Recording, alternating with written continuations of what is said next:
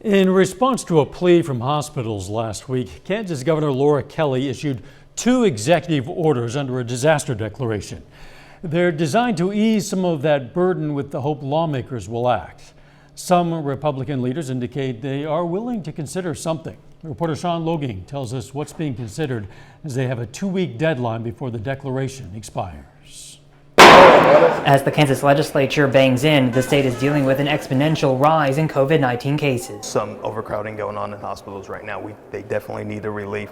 So as long as we're not going too far, we're not shutting businesses down. The 2 executive orders issued by Governor Laura Kelly last week are getting bipartisan support. The first applies to hospitals relaxing certain requirements, including some staff to do additional duties without supervision when it's normally required, and to allow medical students to work or volunteer in situations where they are suited. The second relaxes some of the licensing requirements needed to work in long-term care facilities. Help shore up the healthcare systems, make sure that the staff is able to do the work they need to do and continue to care for the people of Kansas. Some in Republican leadership and members say they're seeing benefits in working these EOs into law. So in the future, when there's similar situations, the ability to respond is there.